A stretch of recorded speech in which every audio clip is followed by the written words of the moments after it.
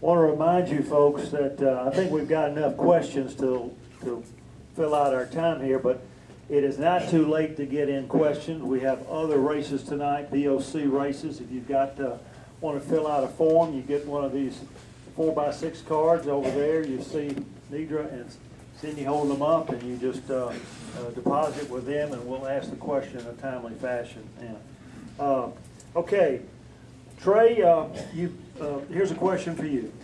Many of us have moved to Oconee County from other locations. You have stated many times that you were born and raised in Oconee County. Why do you think you had to be born in Oconee in order to be a good sheriff?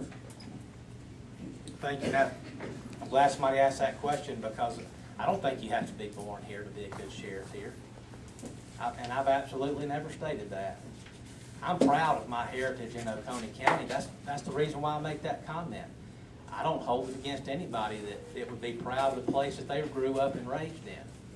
You know, I can no more help the fact that before the Civil War that my family moved here. I can't help that no more than anybody that moved here and 7 years ago. So I'm unapologetic about being from here and still continue to live here. But that is not why I'm running for sheriff. That has nothing to do. Simply because I say I was born and raised here just means I'm proud of this county. Just like I would think each and every one of you are proud of this county. And that's my only point about that. Thank you. Got you anything?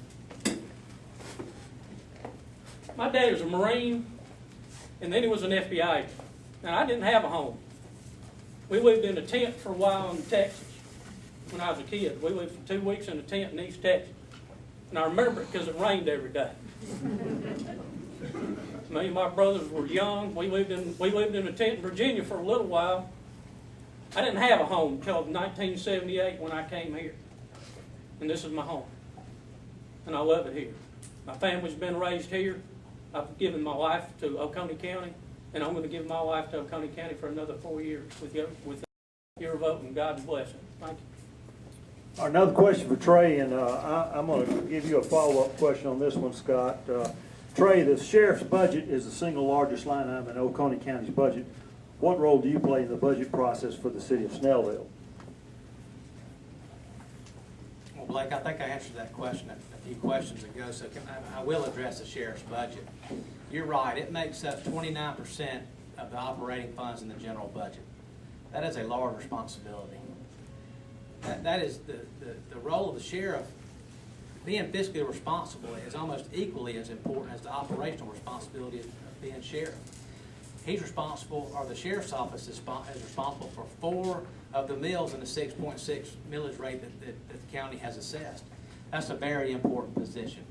I will take the county's budget and I will sit down with the finance department and I will go over it line by line. I plan on when I write my first budget, to pluck everything away, start at zero, and build a zero-based budget, and be transparent with it. I promise you we're going to place it online where you can read it, and you can see it, and you're going to see where your money's going, because I believe you deserve that as tax-paying citizens in Oconee County. You deserve to see where your money's being spent.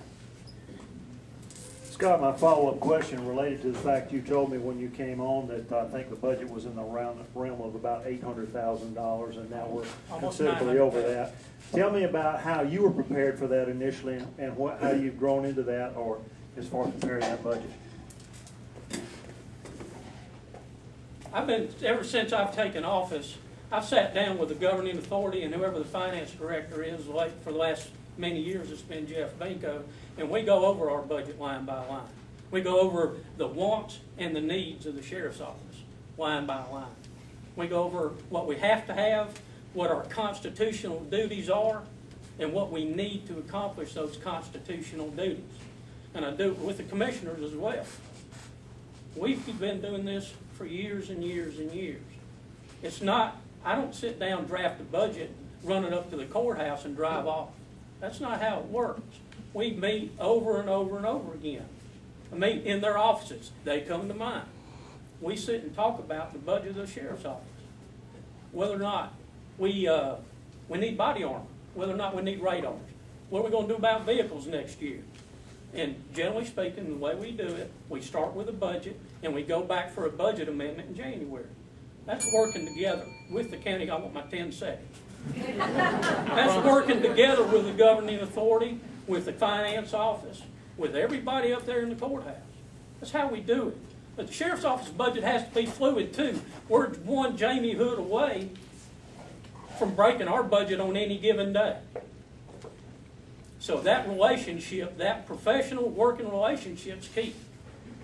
Thanks for my 10 seconds. All right, we have come to the end of our time here. I want to first of all congratulate you folks out there for being very civil. Thank you very much. It's been a good forum between you two.